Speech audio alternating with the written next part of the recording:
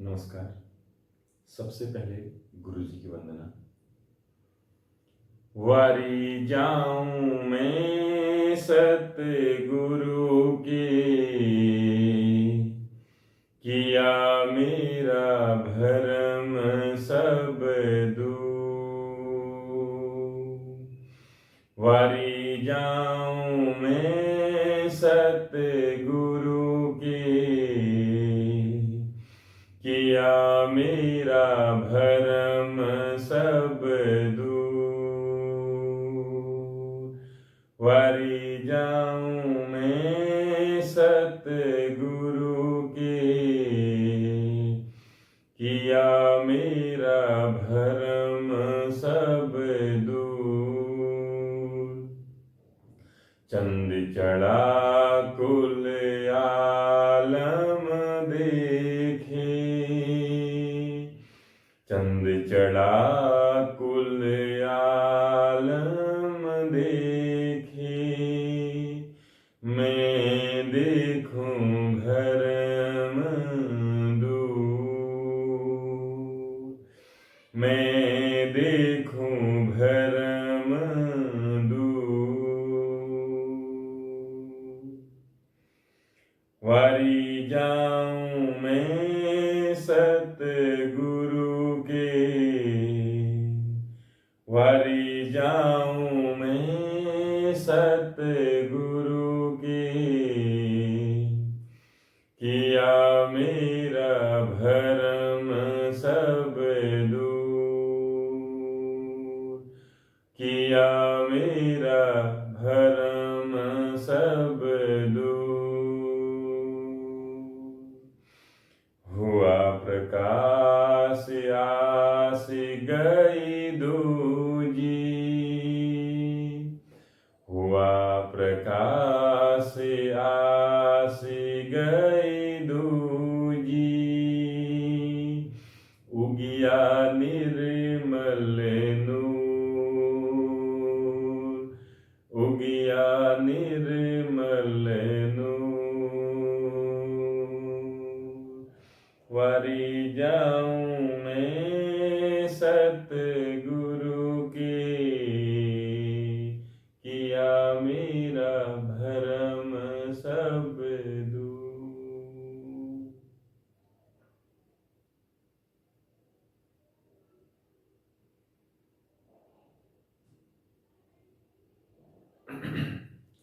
आज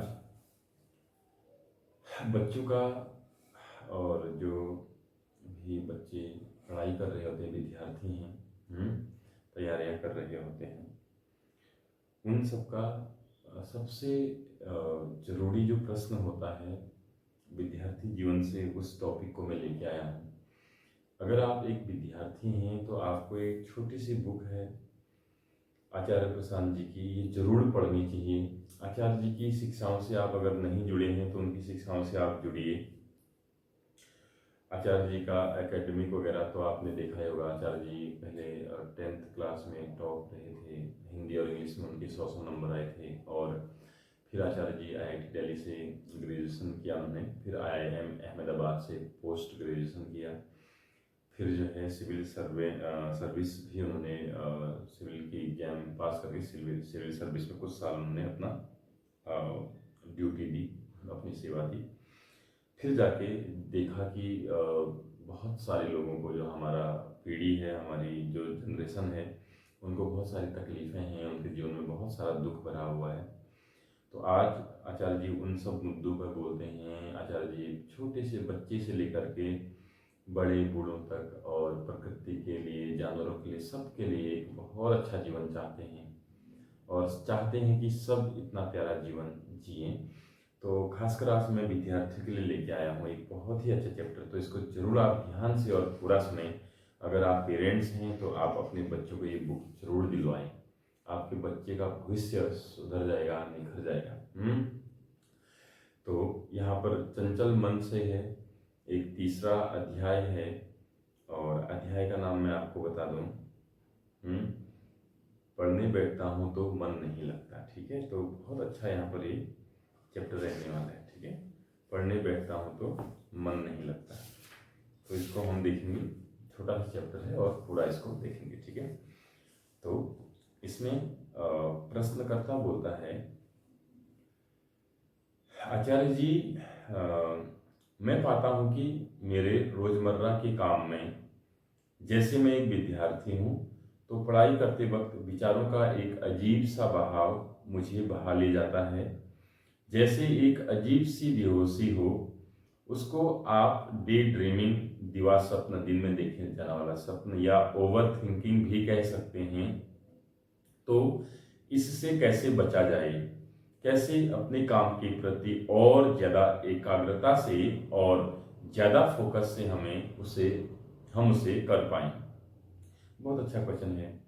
कह रहा है कि मैं एक विद्यार्थी हूँ और जीवन में जो है जब मैं पढ़ने बैठता हूँ तो मेरा जो मन है वो मुझे एक बहाव में ले जाता है। थिंकिंग, ओवर थिंकिंग या डे ड्रीमिंग का मतलब ये होता है कि वो सोचते रहता है ऐसा होगा, ऐसा होगा, ऐसा होगा, भविष्य में मैं कोई पढ़ाई कर रहा है तो मैं ये बन जाऊंगा तो ये होगा। ये सारी चीज़ें, ये ओवर थिंकिंग है, ये फालतू चीज़ें हैं या क्या है, वो आगे देखिए आचार्य जी क्या बोलते हैं, ठीक है ना। देखो आचार्य प्रशांत, देखो दो बातें हो सकती हैं इसमें।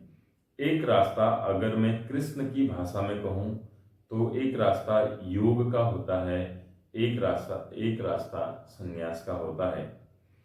संन्यास का रास्ता कहता है कि ये जो डे ड्रीमिंग चल रही है, ये जो विचार का प्रवाह है, इसके निकट चले जाओ और इसकी व्यर्थता देखो, जो व्यर्थ की बातें हैं वो देख लो।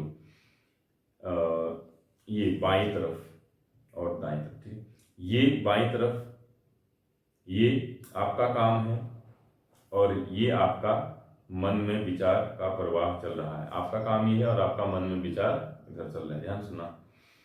ये आपका काम है और ये आपका मन में विचारों का प्रवाह चल रहा है और ये आप हैं बीच में। आप एक तरफ बीच में, इधर आपका काम है और इधर आपके विचारों का प्रवाह है, और आप पाते हैं कि आप झुक किधर को रहे हैं बार बार, अपने विचारों की, अपने काम की तरफ या अपने विचारों की तरफ, ठीक है। आपको यहाँ पर है ना, आपका काम इधर है पढ़ाई करना और आपके विचार इधर के आ रहे हैं, समझना इसको ध्यान से। तो आप झुक किधर रहे हैं बार बार, अपने विचारों के प्रवाह की ओर, ठीक है ना, माने अपनी कल्पनाओं की ओर जरा झुक रहे हैं, अपने काम को छोड़ रहे हैं, ऐसा ही होता है ना। तो जो संन्यास का रास्ता है वो कहता है कि अच्छा चलो, जब इधर को झुक ही रहे हो कल्पनाओं की ओर, तो हम अपनी कल्पनाओं को एकदम पास ही चले जाते हैं, बार बार का झंझट एक बार में खत्म कर देते हैं। ये कल्पनाएं हमें इतनी बुलाती हैं तो हम चले ही जाते हैं ना। चले जाओ और अच्छे से उनकी छानबीन कर लो, बोलो ये सपने मुझे इतना बुला रहे हैं, मैं देखूं तो इन सपनों का यथार्थ क्या है, इनका सच्चाई क्या है। बार बार भीतर ख्याल उठ रहा है कि वो रसोई में बहुत बढ़िया वाला पकवान रखा है और कल्पना में आ रहा है क्या स्वाद होगा, क्या सुगंध होगी, तो मैं जाकर चख ही लेता हूं कि क्या रखा है रसोई में, खत्म करो। ये संन्यास का रास्ता है, ठीक है, संन्यास का रास्ता। ये रास्ता कहता है कि जिस चीज को चख लिया उससे मुक्त हो जाओगे, क्योंकि उसमें ऐसा कुछ भी नहीं था, चखने से पहले ही मुक्त हो जाओगे। जाकर देखोगे और इतने में ही विरक्त हो जाओगे, क्योंकि वो चीज कल्पना में ही अच्छी लगती है, जब सामने आएगी तो पता चलेगा ये तो बिल्कुल ही बेकार है, वितृष्णा हो जाएगी, यानी तृष्णा आपकी, प्यास आपकी खत्म हो जाएगी। ये रास्ता संन्यास का है। ये कहता है जाओ कल्पनाओं की ही छानबीन कर लो। कितनी गजब की बात कही है ना। इसके लिए मुझे एक लाइन याद आ रही है, इसको थोड़ा ध्यान से सुनिएगा। जो पास वो मिट्टी, जो दूर वो सोना है। हमारा मन ऐसा ही है, जो हमारे पास आ जाती हैं चीजें वो हमारे लिए सब मिट्टी हो जाती हैं, और जो दूर होती हैं चीजें ना, हमारा भविष्य, हमारी कल्पनाएं, बहुत सारी और बातें, सब बच्चे अच्छे से जानते हो क्या बातें हैं। बच्चों ये सारी बातें जो आपके माइंड में भी क्लिक कर रही हैं, ये सारी बातें व्यर्थ की हैं। अपना काम है उधर को मन बढ़ाइए, फालतू कल्पनाओं में नहीं। आचार्य जी क्या बोल रहे हैं? जैसे किचन में पकवान बन रहा है, हमारे माइंड में आ रहा है पकवान का स्वाद कैसा होगा, सुगंध कैसी होगी, पता है। जैसे ही आप किचन में अंदर जाओगे आप पाओगे कि कुछ भी नहीं था। आप वितृष्णा हो जाओगे, आपकी तृष्णा सब खत्म हो जाएगी। आप कहोगे यार बेकार है तो चखने का तो बात अलग बात। दूसरा रास्ता योग का होता है। अब दूसरा रास्ता बता रहे हैं, ठीक है। वो कहता है बेटा जो काम कर रहे हो अगर वो सही से चुना है तुमने तो उससे प्रेम होगा ना तुमको। जो अगर सही काम है जो आपने चुना है तो आपको उससे क्या होगा? प्रेम होगा। तो अपने काम को और पास चले जाओ। संन्यास का रास्ता बोलता है कल्पना के पास चले जाओ। ध्यान से सुनो, इधर कल्पना थी ना, संन्यास कहता है कि कल्पना के पास जाओ, और योग क्या बोलता है? अपने काम के पास जाओ, ठीक है। संन्यास का रास्ता बोलता है कल्पना के पास चले जाओ, वहां से छूट जाओगे। जिस चीज को देख लिया करीब से उससे आजाद हो जाते हो। योग का रास्ता कहता है कि जो काम है क्यों न वो काम ही ऐसे चुनते कि उससे प्यार हो जाए। क्यों नहीं वो काम ऐसे चुनते हो कि उससे प्यार हो जाए। और एक बार उससे प्यार हो गया अब कल्पनाओं के लिए कोई जगह नहीं बचेगी। ये प्रेम का रास्ता है, ठीक है। माने योग का रास्ता, यानी योग माने मिलन, ये प्रेम है। मैं यहाँ राजयोग या अष्टांग योग की बात नहीं कर रहा, मैं यहाँ मिलन की बात कर रहा हूं। तो ये योग का रास्ता है कि जिसमें आप काम ही ऐसा चुनते हो कि वो आपकी कल्पनाओं को जगह नहीं देता है। आप कोई बहुत अच्छी फिल्म देख रहे हो, फिल्म में डूब जाते हो या ख्यालों में? किसमें डूबते हो बोलो? प्रश्नकर्ता बोलता है फिल्म में। आचार्य प्रशांत, फिल्म में आप परीक्षा पत्र लिख रहे हो और गणित का सवाल हल कर रहे हो, तो आप सवाल में डूबे होते हो या ख्यालों में? प्रश्नकर्ता सवाल में। आचार्य प्रशांत, सवाल में है ना, तो काम ऐसा महत्वपूर्ण पकड़ लो कि कल्पना के लिए जगह न बचे। बिल्कुल ध्यान से सुनिए इस बात को। काम ऐसा पकड़ो, इतना महत्वपूर्ण पकड़ो कि उसमें आपके कल्पनाओं के लिए जगह न हो। ये योग का रास्ता है। आप दोनों में से कोई भी रास्ता चुन लो। कल्पना बहुत भारी हो रही हो तो बोलो आओ फिर, छुप छुप कर हमें क्यों बुलाती हो, ललचाती हो, सामने ही आ जाओ, दिखाओ जो दिखाती हो। वो पीछे से आवाज देती है, पर्दे के पीछे से बोलती है आओ आओ आओ, पुकार रही हूं, ललचा रही हूं, मेरे पास आओ, मेरा आलिंगन करो, मेरे आलिंगन में आओ, ठीक है, मतलब मेरे पास आओ। बोलते हैं पर्दा हटाओ, तुम सामने ही आओ, बताओ ऐसा क्या लुभावना और आकर्षक है तुम्हारे पास कि हम सब कुछ छोड़कर तुम्हारी तरफ आ जाएं। अपनी कल्पनाओं से ऐसा बोलना है आपने, ठीक है। कल्पना की बात हो रही है। हाँ, अपनी क्या ऐसा आकर्षक है तुम में कि तुम जो है हमें बुला रही हो, है ना। इस तरीके से अपनी कल्पनाओं से बोल रहे हैं, ठीक है। कोई हमें ध्यान से काम नहीं करने देती तो लो सब काम छोड़ करके तुम्हारे सामने ही आ गए। बताओ क्या प्रस्ताव है तुम्हारे पास, प्रस्ताव सामने रखो, हम जांच पड़ताल करेंगे, देखें क्या है तुम्हारे पास, ठीक है। दूर रह करके बस वादे हैं, मेरे पास आओगे तो तुमको ये दूंगा, ऐसा है वैसा है। यही सब तो चलता है ना विचारों के प्रवाह में। ऐसा मिल जाए वैसा मिल जाए, बड़ा सकाम प्रवाह होता है। सकाम मतलब जो हम जिसके लिए हम ना कामना होती है हमारी, बड़ा मधुर प्रवाह होता है। ऐसा होगा वैसा होगा, बड़ा मजा आएगा, ऐसा अनुभव मिलेगा, ये मिलेगा वो मिलेगा, 10 तरीके की बातें। बोलो रुको, ऐसे नहीं, बात ईमानदारी की होनी चाहिए। अगर सचमुच आप हमें किसी चीज का प्रस्ताव दे रहे हो तो फिर हम उसको मेज पर रख करके उसकी छानबीन करेंगे। ये है संन्यास का रास्ता। संन्यास माने छोड़ना छाड़ना नहीं होता। संन्यास का मतलब यही होता है कि जो पुकार रहा है उसका अन्वेषण कर लो, उसकी जांच पड़ताल कर लो।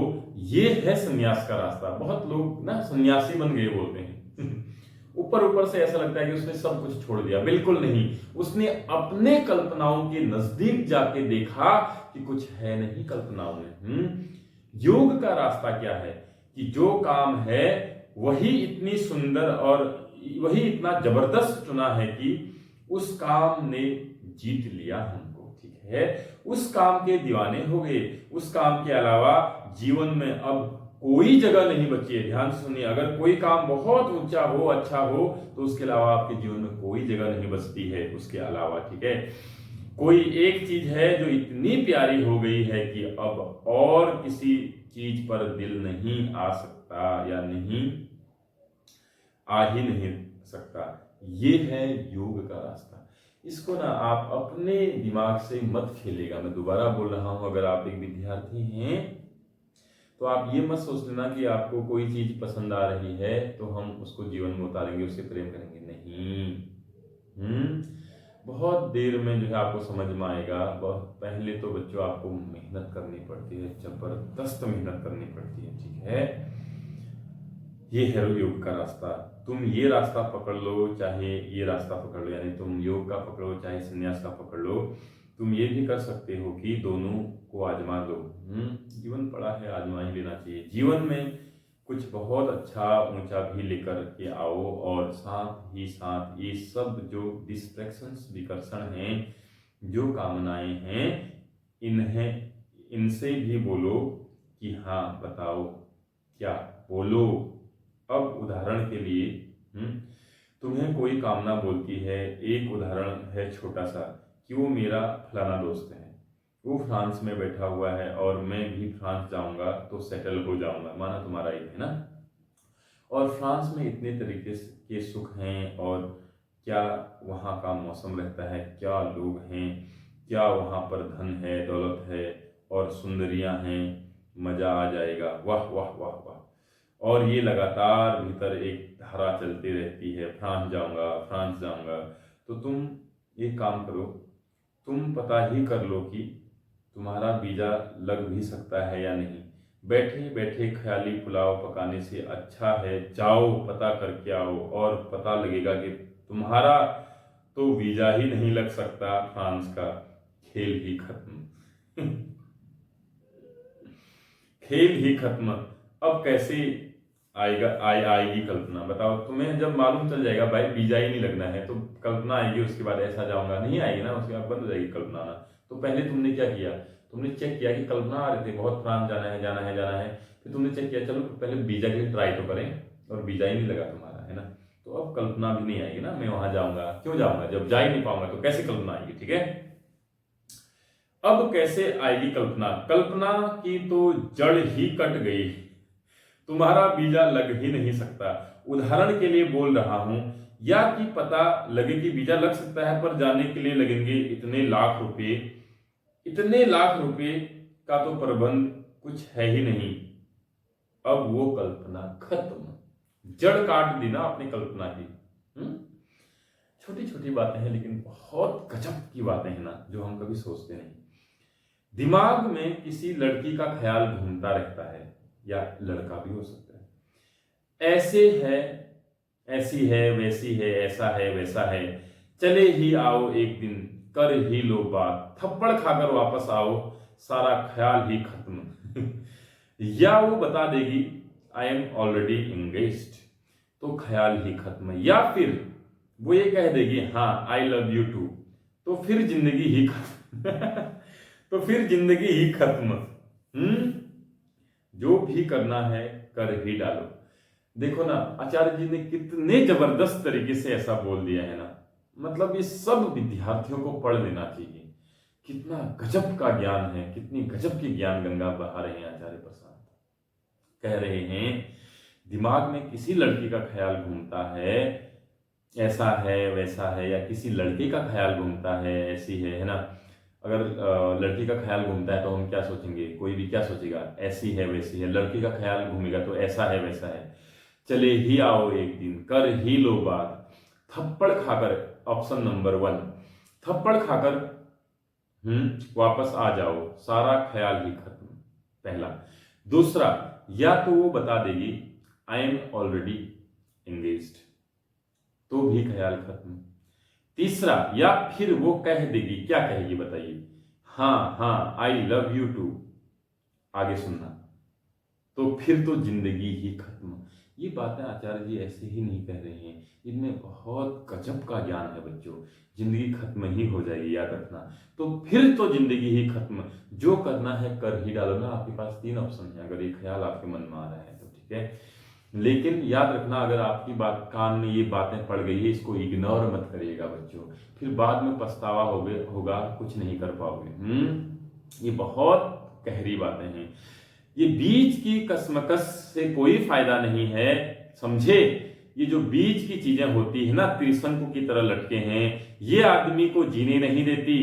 इस पार जो है काम की तरफ, काम किधर था हमारा, इधर था, हाँ इधर था, मैं कह रहा हूं उसमें वैभव हो, सौंदर्य हो, महत्ता हो, और इस पार का जो है कल्पना की तरफ मैं कह रहा हूं उसकी छानबीन हो। कुछ भी चीज ग्रहण करने से पहले उसका ख्याल परखते हैं ना, तो अपनी कल्पनाओं के जो विषय हैं, थोड़ा उनको परख ही लो। अक्सर ये होता है कि उनको परखने से उनसे मुक्ति मिल जाती है, यानी उनसे पीछा छूट जाता है, ठीक है। प्रश्न करता, सर ये जो आपने योग वाला मार्ग सुझाया, जिसमें आपने काम से इतना प्रेम, अपने काम से इतना प्रेम है कि काम ही पूरा समय और ऊर्जा ले रहा है, तो इसको इस बात से जोड़कर देखा जा सकता है कि कोई खिलाड़ी खेल रहा है और उसमें वह पूरी तरह से मगन हो गया है। आचार्य, बिल्कुल, बहुत बढ़िया, बहुत अच्छे से, शाबाश। कुछ खेलते हो आप? प्रश्न करता, अभी ऐसा तो नहीं, आपको देखकर ही पता चल गया था, आपको देखकर ही पता चल गया होगा शायद। अभी ऐसा तो नहीं, आपको देखकर ही पता चल गया होगा शायद। आचार्य, जो खेलते हैं गंभीरता से खेलते हैं, उसके साथ ये होता है कि कभी कभार खेल के बीच में उसको पता ही नहीं लगता कि वो कहाँ पहुंच गए हैं।